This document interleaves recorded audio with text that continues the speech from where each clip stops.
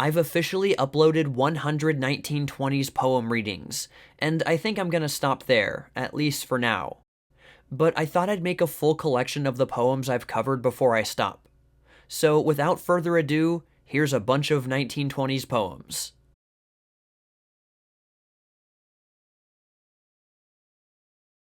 She lived in sinful happiness and died in pain. She danced in sunshine and laughed in rain. She went one summer morning when flowers spread the plain, but she told everybody she was coming back again. Folks made her a coffin and hid her deep in earth. Seems like she said, "My body brings new birth."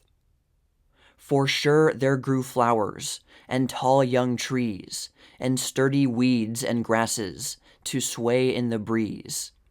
And sure she lived in growing things, with no pain, to laugh in sunshine and dance in rain. Desire to us was like a double death, swift dying of our mingled breath, evaporation of an unknown strange perfume between us quickly in a naked room.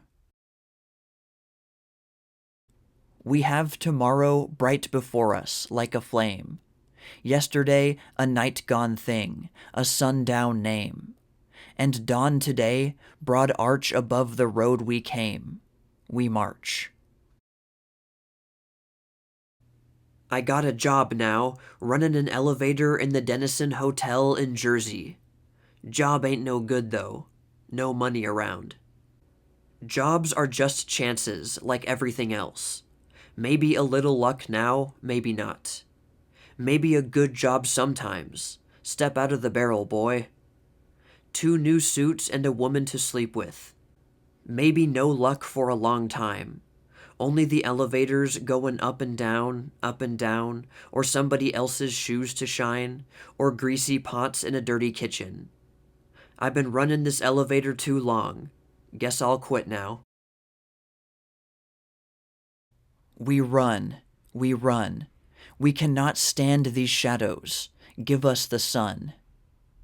We were not made for shade, for heavy shade, and narrow space of stifling air that these white things have made. We run, oh God, we run. We must break through these shadows. We must find the sun. Oh, sweep of stars over Harlem streets. Oh, little breath of oblivion that is night. A city building to a mother's song. A city dreaming to a lullaby. Reach up your hand, dark boy, and take a star. Out of the little breath of oblivion that is night, take just one star. It was a long time ago. I have almost forgotten my dream. But it was there then, in front of me, bright like a sun, my dream. And then the wall rose slowly, slowly, between me and my dream, rose slowly, slowly, dimming, hiding the light of my dream, rose until it touched the sky, the wall. Shadow, I am black. I lie down in the shadow, no longer the light of my dream before me, above me, only the thick wall, only the shadow. My hands, my dark hands, break through the wall, find my dream, help me to shatter this darkness, to smash this night, to break this shadow into 1,000 lights of sun, into 1,000 whirling dreams of sun. I too sing America. I am the darker brother. They send me to eat in the kitchen when company comes, but I laugh and eat well and grow strong. Tomorrow I'll be at the table when company comes. Nobody'll dare say to me, "Eat in the kitchen then." Besides, they'll see how beautiful I am and be ashamed. I too am America. Does a jazz band ever sob? They say a jazz band's gay, yet as the vulgar dancers whirled and the wan night wore away, one said she heard the jazz band sob when the little dawn was gray. The rhythm of life is a jazz rhythm, honey. The gods are laughing at us. The broken heart of love, the weary, weary heart of pain. Overtones, undertones, to the rumble of streetcars, to the swish of rain. Lenox Avenue, honey, midnight, and the gods are laughing at us. I do not hate you, for your faces are beautiful too. I do not hate you. Your faces are whirling lights of loveliness and splendor too. Yet why do you torture me, O white strong ones? Why do you torture me? The hunting face of poverty, the hands of pain, the rough gargantuan feet of fate, the nails of conscience in a soul that didn't want to do wrong. You can see what they've done to brothers of mine in one backyard of Fifth Avenue. You can see what they've done to brothers of mine, sleepers on iron benches, behind the library in Grant Park. The naughty child who ventured to go cut flowers fell into the mill pond and was drowned. But the good children all are living yet, nice folks now, in a very nice town. Dusk dark on Railroad Avenue, lights in the fish joints, lights in the pool rooms, a boxcar some train has forgotten in the middle of the block, a player piano, a Victrola, 942 was the number, a boy lounging on a corner, a passing girl with purple powdered skin, laughter, suddenly, like a taut drum, laughter, suddenly, neither truth nor lie, laughter, hardening the dusk dark evening, laughter, shaking the lights in the fish joints, rolling white balls in the pool rooms, and leaving untouched the boxcar some train has forgotten. Little dark baby, little Jew baby, little outcast, America is seeking the stars. America is seeking tomorrow. You are America. I am America. America, the dream. America, the vision. America, the star-seeking eye. Out of yesterday, the chains of slavery. Out of yesterday, the ghettos of Europe. Out of yesterday, the poverty and pain of the old, old world. The building and struggle of this new one. We come, you and I, seeking the stars.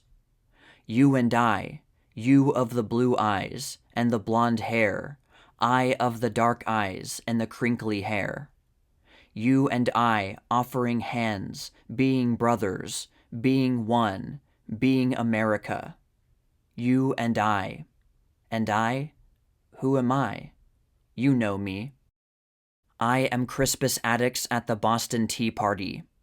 Jimmy Jones in the ranks of the last black troops marching for democracy. I am Sojourner Truth, preaching and praying for the goodness of this wide, wide land. Today's black mother bearing tomorrow's America. Who am I? You know me. Dream of my dreams. I am America. I am America seeking the stars. America, hoping, praying, fighting, dreaming, knowing there are stains on the beauty of my democracy. I want to be clean. I want to grovel no longer in the mire.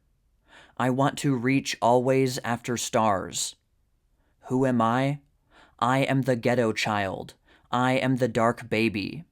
I am you and the blonde tomorrow, and yet I am my one sole self, America seeking the stars. The sun, like the red yolk of a rotten egg, falls behind the roller coaster, and the horizon sticks with a putrid odor of colors. Down on the beach, a little Jewish tailor from the Bronx with a bad stomach throws up the hot dog sandwiches he ate in the afternoon, while life to him is like a sick tomato in a garbage can. Here I sit with my belly full, and he who might have been my brother walks hungry in the rain. Here I sit with my belly full, and she I might have loved seeks someone in the shadows, to whom she may sell her body. Here I sit with my belly full, no longer in the rain, no longer the shadows for the woman I love, no longer hunger. Success is a great big beefsteak with onions on it, and I eat. It's because you are young, you do not understand. But we are old as the jungle trees that bloomed forever, old as the forgotten rivers that flowed into the earth. Surely we know what you do not know, joy of living, uselessness of things. You are too young to understand yet. Build another skyscraper touching the stars. We sit with our backs against a tree and watch skyscrapers tumble and stars forget. Solomon built a temple, and it must have fallen down. It isn't here now. We know some things, being old, you do not understand. I've known rivers. I've known rivers ancient as the world and older than the flow of human blood in human veins. My soul has grown deep like the rivers. I bathed in the Euphrates when dawns were young. I built my hut near the Congo, and it lulled me to sleep. I looked upon the Nile and raised the pyramids above it. I heard the singing of the Mississippi when Abe Lincoln went down to New Orleans, and I've seen its muddy bosom turn all golden in the sunset. I've known rivers, ancient dusky rivers. My soul has grown deep like the rivers. Hold fast to dreams, for if dreams die, life is a broken-winged bird that cannot fly. Hold fast to dreams, for when dreams go, life is a barren field, frozen with snow. The lazy, laughing South, with blood on its mouth. The sunny-faced South, beast strong, idiot-brained. The child-minded South, scratching in the dead fire's ashes for a Negro's bones. Cotton and the moon, warmth, earth, warmth, the sky, the sun, the stars, the magnolia-scented South. Beautiful like a woman, seductive as a dark-eyed whore, passionate, cruel, honey-lipped, syphilitic. That is the South. And I, who am black, would love her, but she spits in my face. And I, who am black, would give her many rare gifts, but she turns her back upon me. So now I seek the North, the cold-faced North, for she, they say, is a kinder mistress, and in her house my children may escape the spell of the South. The moon still sends its mellow light through the purple blackness of the night. The morning star is palely bright before the dawn. The sun still shines just as before. The rose still grows beside my door, but you have gone. The sky is blue, and the robin sings. The butterflies dance on rainbow wings, though I am sad. In all the earth no joy can be. Happiness comes no more to me, for you are dead. I am a Negro, black as the night is black, black like the depths of my Africa. I've been a slave. Caesar told me to keep his doorsteps clean. I brushed the boots of Washington. I've been a worker. Under my hand the pyramids arose.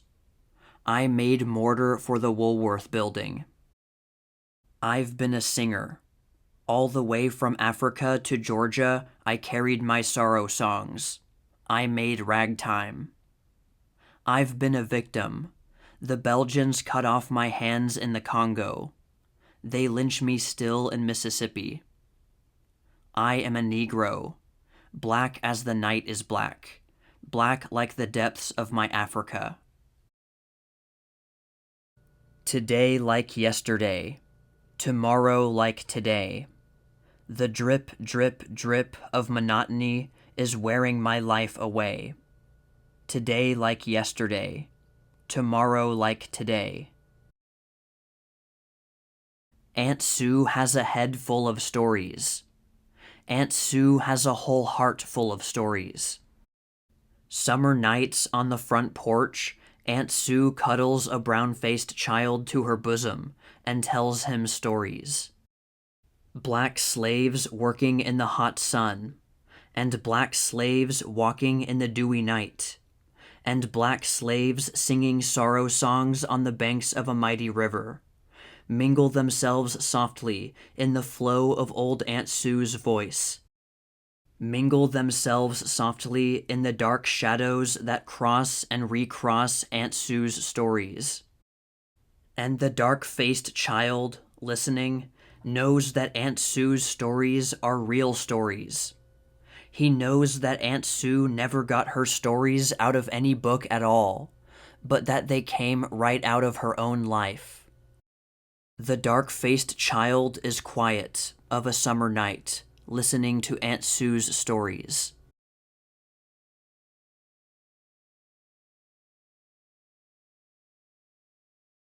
No matter what I say, all that I really love is the rain that flattens on the bay, and the eel grass in the cove. The jingle shells that lie and bleach at the tide line, and the trace of higher tides along the beach. Nothing in this place. And if I loved you, Wednesday, well, what is that to you? I do not love you, Thursday, so much is true. And why you come complaining is more than I can see. I loved you, Wednesday, yes, but what is that to me? The trees along this city street, save for the traffic and the trains, would make a sound as thin and sweet as trees in country lanes. And people standing in their shade out of a shower undoubtedly would hear such music as is made upon a country tree. Oh, little leaves that are so dumb against the shrieking city air, I watch you when the wind has come. I know what sound is there. And what are you that, wanting you, I should be kept awake as many nights as there are days with weeping for your sake? And what are you that, missing you as many days as crawl, I should be listening to the wind and looking at the wall? I know a man that's a braver man, and 20 men as kind, and what are you that you should be the one man in my mind? Yet women's ways are witless ways, as any sage will tell. And what am I that I should love so wisely and so well? Before she has her floor swept or her dishes done, any day you'll find her a sunning in the sun. It's long after midnight, her keys in the lock, and you never see her chimney smoke till past 10 o'clock. She digs in her garden with a shovel and a spoon. She weeds her lazy lettuce by the light of the moon. She walks up the walk like a woman in a dream. She forgets she borrowed butter and pays you back cream. Her lawn looks like a meadow, and if she mows the place, she leaves the clover standing and the Queen Anne's lace. I knew her for a little ghost that in my garden walked. The wall is high, higher than most, and the green gate was locked. And yet I did not think of that till after she was gone. I knew her by the broad white hat all ruffled she had on, by the dear ruffles round her feet, by her small hands that hung in their lace mitts austere and sweet, her gown's white folds among. I watched to see if she would stay, what she would do, and oh, she looked as if she liked the way I let my garden grow. She bent above my favorite mint with conscious garden grace. She smiled and smiled, there was no hint of sadness in her face. Listen, children, your father is dead. From his old coats I'll make you little jackets. I'll make you little trousers from his old pants. There'll be in his pockets things he used to put there, keys and pennies covered with tobacco. Dan shall have the pennies to save in his bank. Anne shall have the keys to make a pretty noise with. Life must go on, and the dead be forgotten. Life must go on, though good men die. Anne, eat your breakfast. Dan, take your medicine. Life must go on. I forget just why. Mine is a body that should die at sea, and have for a grave, instead of a grave 6 feet deep and the length of me, all the water that is under the wave, and terrible fishes to seize my flesh, such as a living man might fear, and eat me while I am firm and fresh, not wait till I've been dead for a year. I cannot but remember when the year grows old, October, November, how she disliked the cold. She used to watch the swallows go down across the sky, and turn from the window with a little sharp sigh. And often, when the brown leaves were brittle on the ground, and the wind in the chimney made a melancholy sound, she had a look about her that I wish I could forget, the look of a scared thing sitting in a net. Oh, beautiful at nightfall the soft spitting snow, and beautiful the bare boughs rubbing to and fro. But the roaring of the fire, and the warmth of the fir, and the boiling of the kettle were beautiful to her. I cannot but remember when the year grows old, October, November, how she disliked the cold. Loving you less than life, a little less than bittersweet upon a broken wall or brushwood smoke in autumn, I confess I cannot swear I love you not at all. For there is that about you in this light, a yellow darkness, sinister of rain, which sturdily recalls my stubborn sight to dwell on you and dwell on you again.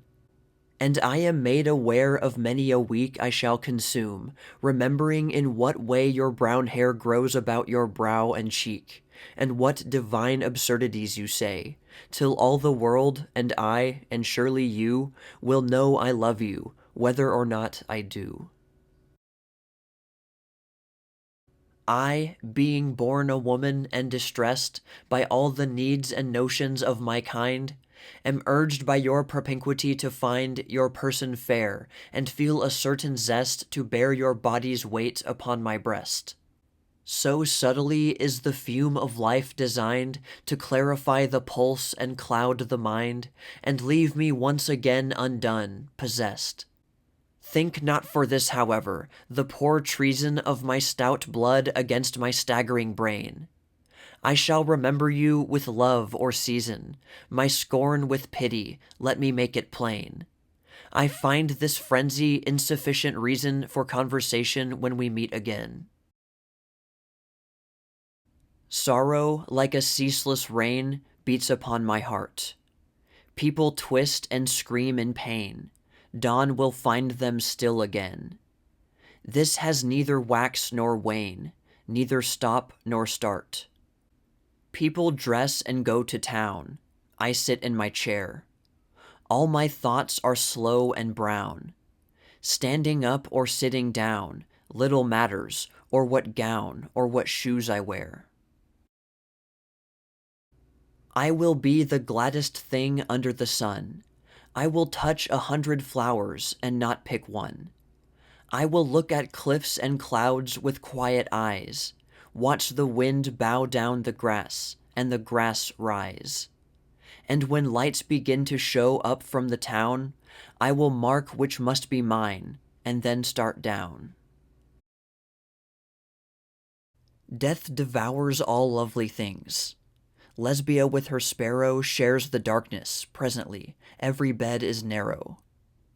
Unremembered as old rain dries the sheer libation, and the little petulant hand is an annotation.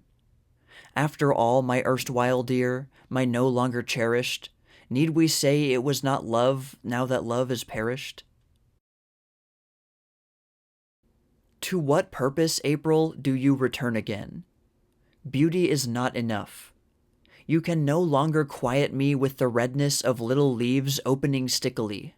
I know what I know. The sun is hot on my neck as I observe the spikes of the crocus. The smell of the earth is good. It is apparent that there is no death, but what does that signify? Not only underground are the brains of men eaten by maggots. Life in itself is nothing, an empty cup, a flight of uncarpeted stairs. It is not enough that yearly, down this hill, April comes like an idiot, babbling and strewing flowers. There will be rose and rhododendron when you are dead and underground. Still will be heard from white syringas, heavy with bees, a sunny sound. Still will the tamaracks be raining after the rain has ceased, and still will there be robins in the stubble, brown sheep upon the warm green hill. Spring will not ail, nor autumn falter. Nothing will know that you are gone, saving alone some sullen ploughland, nothing but yourself sets foot upon. The railroad track is miles away, and the day is loud with voices speaking. Yet there isn't a train goes by all day, but I hear its whistle shrieking. All night there isn't a train goes by, though the night is still for sleep and dreaming. But I see its cinders red on the sky, and hear its engine steaming. My heart is warm with the friends I make, and better friends I'll not be knowing. Yet there isn't a train I wouldn't take, no matter where it's going. It's little I care what path I take, and where it leads it's little I care. But out of this house, lest my heart break, I must go, and off somewhere. It's little I know what's in my heart. What's in my mind, it's little I know. But there's that in me must up and start, and it's little I care where my feet go. I wish I could walk for a day and a night, and find me at dawn in a desolate place, with never the rut of a road in sight, nor the roof of a house, nor the eyes of a face. I wish I could walk till my blood should spout, and drop me never to stir again, on a shore that is wide, for the tide is out, and the weedy rocks are bare to the rain. But dump or dock, where the path I take brings up, it's little enough I care. And it's little I'd mind the fuss they'll make, huddled dead in a ditch somewhere. Is something the matter, dear, she said, that you sit at your work so silently? No, mother, no, 'twas a knot in my thread. There goes the kettle, I'll make the tea. Just a rainy day or two, in a windy tower. That was all I had of you, saving half an hour. Marred by greeting passing groups in a cinder walk, near some naked blackberry hoops, dim with purple chalk. I remember 3 or 4 things you said in spite, and an ugly coat you wore, plaited black and white. Just a rainy day or two, and a bitter word. Why do I remember you as a singing bird? Cut, if you will, with sleep's dull knife, each day to half its length, my friend. The years that time takes off my life, he'll take from off the other end. I had a little sorrow, born of a little sin. I found a room all damp with gloom, and shut us all within. And little sorrow, weep, said I, and little sin, pray God to die, and I upon the floor will lie, and think how bad I've been. Alas for pious planning, it mattered not a whit. As far as gloom went in that room, the lamp might have been lit. My little sorrow would not weep, my little sin would go to sleep. To save my soul I could not keep my graceless mind on it. So up I got in anger, and took a book I had, and put a ribbon on my hair, to please a passing lad. And one thing there's no getting by, I've been a wicked girl, said I, but if I can't be sorry, why, I might as well be glad. There was a road ran past our house, too lovely to explore. I asked my mother once. She said that if you followed it where it led, it brought you to the milkman's door. That's why I have not traveled more. Was it for this I uttered prayers, and sobbed and cursed and kicked the stairs, that now, domestic as a plate, I should retire at 8:30?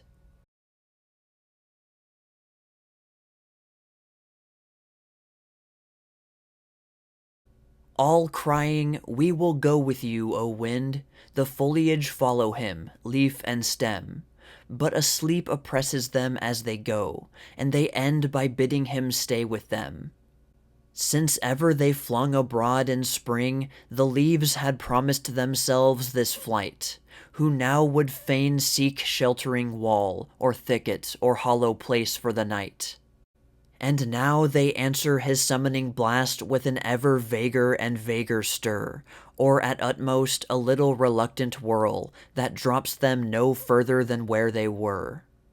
I only hope that when I am free, as they are free to go in quest of the knowledge beyond the bounds of life, it may not seem better to me to rest.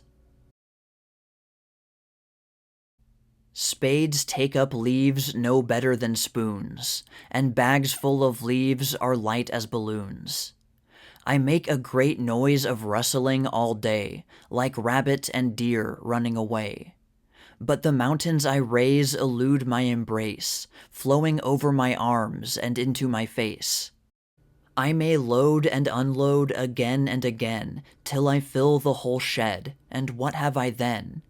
Next to nothing for weight, and since they grow duller from contact with earth, next to nothing for color, next to nothing for use. But a crop is a crop, and who's to say where the harvest shall stop? He halted in the wind, and what was that far in the maples, pale but not a ghost? He stood there bringing march against his thought, and yet too ready to believe the most. Oh, that's the paradise in bloom, I said, and truly it was fair enough for flowers had we but in us to assume in March such white luxuriance of May for ours. We stood for a moment so in a strange world, myself as one his own pretense deceives, and then I said the truth, and we moved on, a young beech clinging to its last year's leaves. Love at the lips was touch as sweet as I could bear, and once that seemed too much, I lived on air. That crossed me from sweet things, the flow of, was it musk from hidden grapevine springs downhill at dusk? I had the swirl and ache from sprays of honeysuckle, that when they're gathered shake dew on the knuckle. I craved strong sweets, but those seemed strong when I was young. The petal of the rose it was that stung. Now no joy but lacks salt that is not dashed with pain and weariness and fault. I crave the stain of tears, the aftermark of almost too much love, the sweet of bitter bark and burning clove. When stiff and sore and scarred, I take away my hand from leaning on it hard in grass and sand. The hurt is not enough. I long for weight and strength, to feel the earth as rough to all my length. The living come with grassy tread to read the gravestones on the hill. The graveyard draws the living still, but never any more the dead. The verses in it say and say, the ones who living come today to read the stones and go away, tomorrow dead will come to stay. So sure of death the marbles rhyme, yet can't help marking all the time how no one dead will seem to come. What is it men are shrinking from? It would be easy to be clever and tell the stones, men hate to die and have stopped dying now forever. I think they would believe the lie. It went many years, but at last came a knock, and I thought of the door with no lock to lock. I blew out the light, I tiptoed the floor, and raised both hands in prayer to the door. But the knock came again, my window was wide, I climbed on the sill and descended outside. Back over the sill I bade a come in to whatever the knock at the door may have been. So at a knock I emptied my cage, to hide in the world and alter with age. Whose woods these are, I think I know. His house is in the village, though. He will not see me stopping here to watch his woods fill up with snow. My little horse must think it queer to stop without a farmhouse near, between the woods and frozen lake, the darkest evening of the year. He gives his harness bells a shake to ask if there is some mistake. The only other sounds the sweep of easy wind and downy flake. The woods are lovely, dark, and deep, but I have promises to keep, and miles to go before I sleep, and miles to go before I sleep. The farmhouse lingers, though averse to square. With the new city street it has to wear a number in. But what about the brook that held the house as in an elbow crook? I ask, as one who knew the brook, its strength and impulse, having dipped a finger length and made it leap my knuckle, having crossed a flower to try its currents where they crossed. The meadow grass could be cemented down, from growing under pavements of a town. The apple trees be sent to hearthstone flame. Is waterwood to serve a brook the same? How else dispose of an immortal force no longer needed? Staunch it at its source with cinder loads dumped down? The brook was thrown deep in a sewer dungeon under stone, in fetid darkness still to live and run, and all for nothing it has ever done, except forget to go in fear perhaps. No one would know except for ancient maps that such a brook ran water. But I wonder if from its being kept forever under, the thoughts may not have risen that so keep this new-built city from both work and sleep. Always the same, when on a fated night at last the gathered snow lets down as white as may be in dark woods, and with a song it shall not make again all winter long, of hissing on the yet uncovered ground, I almost stumble looking up and round. As one who, overtaken by the end, gives up his errand and lets death descend upon him where he is, with nothing done to evil, no important triumph won, more than if life had never been begun. Yet all the precedent is on my side. I know that winter death has never tried the earth, but it has failed. The snow may heap in long storms and undrifted 4 feet deep, as measured against maple, birch, and oak. It cannot check the peeper's silver croak. And I shall see the snow all go downhill in water of a slender April rill, that flashes tail through last winter's withered brake, and dead weeds like a disappearing snake. Nothing will be left white but here a birch, and there a clump of houses with a church. Some say the world will end in fire, some say in ice. From what I've tasted of desire, I hold with those who favor fire. But if it had to perish twice, I think I know enough of hate to say that for destruction ice is also great and would suffice.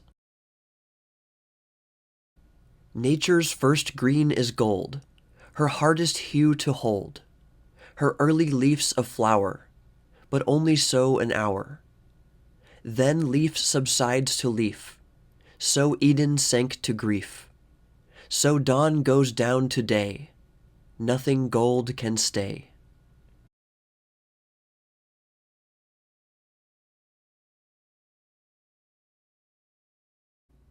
I hear the halting footsteps of a lass in Negro Harlem when the night lets fall its veil.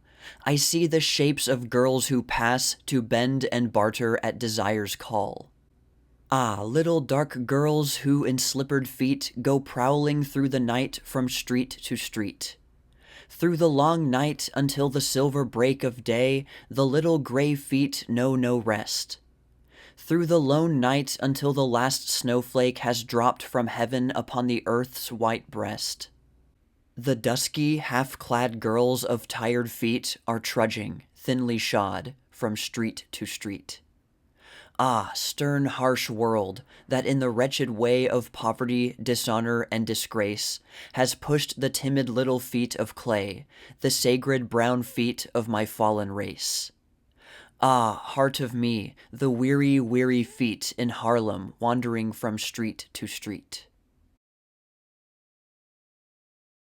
Oh, when I think of my long-suffering race, for weary centuries despised, oppressed, enslaved, and lynched, denied a human place in the great lifeline of the Christian West. And in the black land disinherited, robbed in the ancient country of its birth. My heart grows sick with hate, becomes as lead, for this my race that has no home on earth. Then from the dark depths of my soul, I cry to the avenging angel to consume the white man's world of wonders utterly. Let it be swallowed up in earth's vast womb, or upward roll as sacrificial smoke, to liberate my people from its yoke. Someday, when trees have shed their leaves, and against the morning's white the shivering birds beneath the eaves have sheltered for the night, we'll turn our faces southward, love, toward the summer isle, where bamboos spire to shafted grove, and wide-mouthed orchids smile. And we will seek the quiet hill, where towers the cotton tree, and leaps the laughing crystal rill, and works the droning bee. And we will build a cottage there, beside an open glade, with black-ribbed bluebells blowing near, and ferns that never fade. Although she feeds me bread of bitterness and sinks into my throat her tiger's tooth, stealing my breath of life, I will confess I love this cultured hell that tests my youth. Her vigor flows like tides into my blood, giving me strength erect against her hate. Her bigness sweeps my being like a flood. Yet as a rebel fronts a king in state, I stand within her walls with not a shred of terror, malice, not a word of jeer. Darkly I gaze into the days ahead, and see her might and granite wonders there, beneath the touch of time's unerring hand, like priceless treasures sinking in the sand. I will not toy with it, nor bend an inch. Deep in the secret chambers of my heart, I muse my lifelong hate, and without flinch, I bear it nobly as I live my part. My being would be a skeleton, a shell, if this dark passion that fills my every mood and makes my heaven in the white world's hell did not forever feed me vital blood. I see the mighty city through a mist, the strident trains that speed the goaded mass, the poles and spires and towers vapor-kissed, the fortressed port through which the great ships pass, the tides, the wharves, the dens I contemplate, are sweet like wanton loves because I hate. The dawn, the crimson-tinted, comes out of the low, still skies, over the hills, Manhattan's roofs and spires and cheerless domes. The dawn, my spirit to its spirit thrills. Almost the mighty city is asleep. No pushing crowd, no tramping feet. But here and there a few cars groaning creep along, above and underneath the street, bearing their strangely ghostly burdens by. The women and the men of garish nights, their eyes wine-weakened and their clothes awry, grotesques beneath the strong electric lights. The shadows wane, the dawn comes to New York, and I go darkly rebel to my work. There was a time when in late afternoon the 4 o'clocks would fold up at day's clothes, pink, white, and prayer, and beneath the floating moon I lay with them in calm and sweet repose. And in the open spaces I could sleep, half naked to the shining worlds above. Peace came with sleep, and sleep was long and deep, gained without effort, sweet like early love. But now no balm, nor drug, nor weed, nor wine can bring true rest to cool my body's fever, nor sweeten in my mouth the acid brine that salts my choicest drink and will forever. At first you'll joy to see the playful snow, like white moths trembling on the tropic air, or waters of the hills that softly flow, gracefully falling down a shining stair. And when the fields and streets are covered white, and the wind-worried void is chilly, raw, or underneath a spell of heat and light, the cheerless frozen spots begin to thaw. Like me, you'll long for home, where birds' glad song means flowering lanes and leas and spaces dry, and tender thoughts and feelings fine and strong, beneath a vivid silver-flecked blue sky. But oh, more than the changeless southern isles, when spring has shed upon the earth her charm, you'll love the Northland wreathed in golden smiles, by the miraculous sun turned glad and warm. I must not gaze at them although your eyes are dawning day. I must not watch as you go your sun-illumined way. I hear, but I must never heed the fascinating note which, fluting like a river reed, comes from your trembling throat. I must not see upon your face love's softly glowing spark, for there's the barrier of race, you're fair and I am dark. No engines shrieking rescue storm the night, and hose and hydrant cannot here avail. The flames laugh high and fling their challenging light, and clouds turn gray and black from silver pale. The fire leaps out and licks the ancient walls, and the big building bends and twists and groans. A bar drops from its place, a rafter falls, burning the flowers. The wind in frenzy moans. The watchers gaze, held wondering by the fire. The dwellers cry their sorrow to the crowd. The flames beyond themselves rise higher, higher, to lose their glory in the frowning cloud, yielding at length the last reluctant breath. And where life lay asleep broods darkly death. Now the dead past seems vividly alive, and in this shining moment I can trace, down through the vista of the vanished years, your fawn-like form, your fond elusive face. And suddenly some secret springs released, and unawares a riddle is revealed, and I can read like large black-lettered print what seemed before a thing forever sealed. I know the magic word, the graceful thought, the song that fills me in my lucid hours, the spirit's wine that thrills my body through and makes me music drunk, are yours, all yours. I cannot praise, for you have passed from praise. I have no tinted thoughts to paint you true, but I can feel and I can write the word. The best of me is but the least of you. I shall return again. I shall return to laugh and love and watch with wonder eyes at golden noon the forest fires burn, wafting their blue-black smoke to sapphire skies. I shall return to loiter by the streams that bathe the brown blades of the bending grasses, and realize once more my thousand dreams of waters rushing down the mountain passes. I shall return to hear the fiddle and fife of village dances, dear delicious tunes that stir the hidden depths of native life, stray melodies of dim remembered runes. I shall return again, to ease my mind of long, long years of pain. For one brief golden moment, rare like wine, the gracious city swept across the line. Oblivious of the color of my skin, forgetting that I was an alien guest, she bent to me, my hostile heart to win, caught me in passion to her pillowy breast.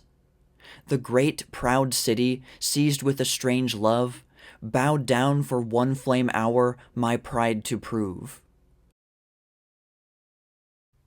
Bananas ripe and green, and ginger root, cocoa in pods and alligator pears, and tangerines and mangoes and grapefruit, fit for the highest prize at parish fairs.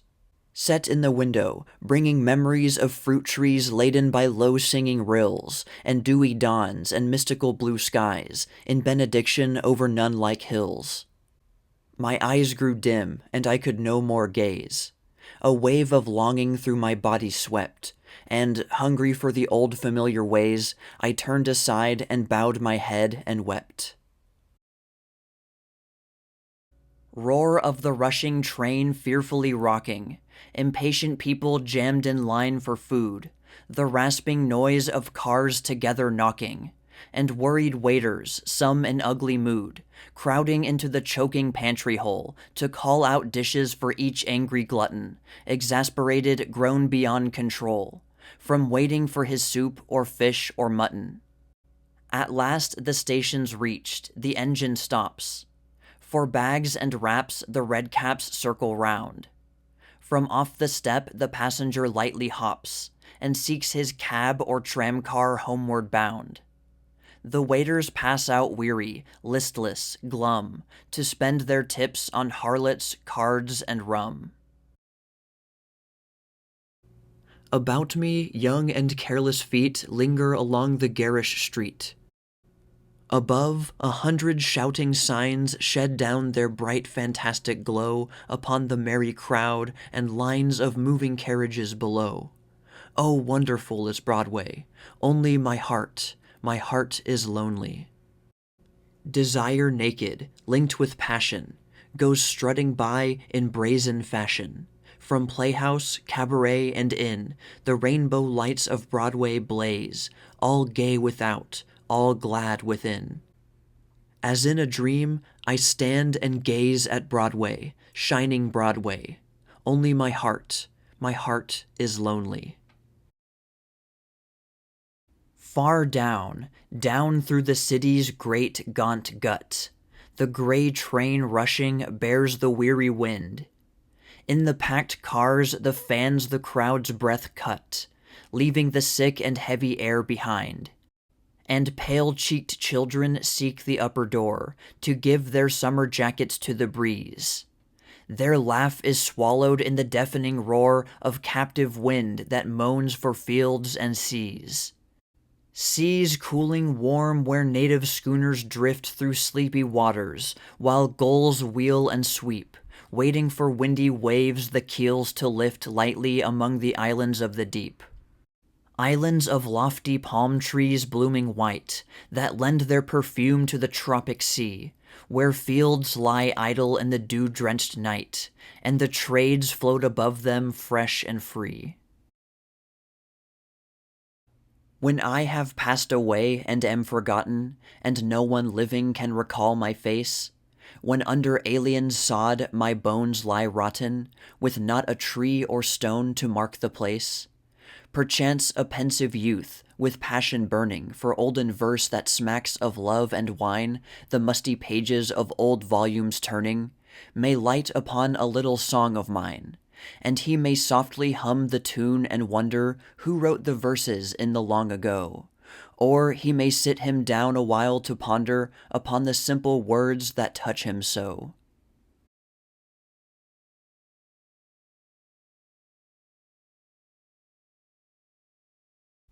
Again I reply to the triple winds running chromatic fifths of derision outside my window. Play louder. You will not succeed. I am bound more to my sentences the more you batter at me to follow you. And the wind, as before, fingers perfectly its derisive music. Snow. Years of anger following hours that float idly down. The blizzard drifts its weight deeper and deeper for 3 days or 60 years, Then the sun, a clutter of yellow and blue flakes. Hairy-looking trees stand out in long alleys over a wild solitude. The man turns, and there, his solitary tracks stretched out upon the world. School is over. It is too hot to walk at ease. At ease in light frocks they walk the streets to while the time away. They have grown tall. They hold pink flames in their right hands. In white from head to foot, with sidelong idle look, in yellow floating stuff, black sash and stockings, touching their avid mouths with pink sugar on a stick, like a carnation each holds in her hand, they mount the lonely street. It was an icy day.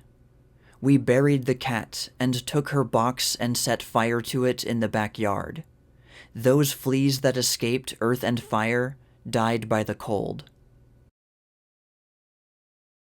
I have had my dream, like others, and it has come to nothing, so that I remain now carelessly with feet planted on the ground and look up at the sky, feeling my clothes about me, the weight of my body in my shoes, the rim of my hat, air passing in and out at my nose, and decide to dream no more.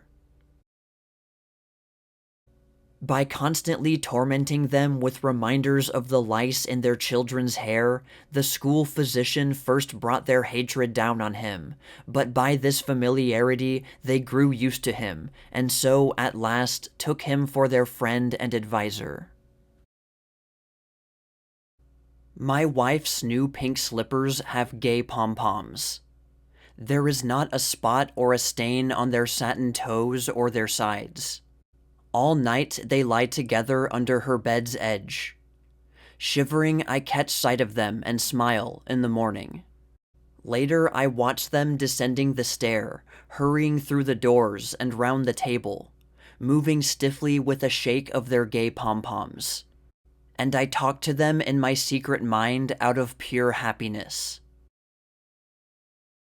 Upon the table in their bowl in violent disarray of yellow sprays, green spikes of leaves, red pointed petals, and curled heads of blue and white among the litter of the forks and crumbs and plates, the flowers remain composed. Coolly their colloquy continues above the coffee and loud talk grown frail as vaudeville. Light-hearted William twirled his November mustaches and, half-dressed, looked from the bedroom window upon the spring weather. "Hi-ya," sighed he gaily, leaning out to see up and down the street, where a heavy sunlight lay beyond some blue shadows. Into the room he drew his head again, and laughed to himself, quietly twirling his green mustaches. When I am alone, I am happy. The air is cool, the sky is flecked and splashed and wound with color. The crimson phalloi of the sassafras leaves hang crowded before me in shoals on the heavy branches. When I reach my doorstep, I am greeted by the happy shrieks of my children, and my heart sinks. I am crushed. Are not my children as dear to me as falling leaves, or must one become stupid to grow older? It seems much as if sorrow had tripped up my heels. Let us see, let us see. What did I plan to say to her when it should happen to me as it has happened now? Among the rain and lights, I saw the figure 5 in gold on a red fire truck, moving with weight and urgency, tense, unheeded, to gong clangs, siren howls, and wheels rumbling through the dark city. I bought a dish mop, having no daughter, For they had twisted fine ribbons of shining copper about white twine, and made a tousled head of it, fastened it upon a turned ash stick, slender at the neck, straight, tall, when tied upright on the brass wall bracket to be a light for me, and naked, as a girl should seem to her father.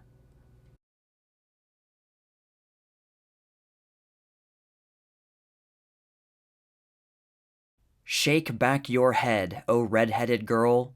Let go your laughter, and keep your 2 proud freckles on your chin.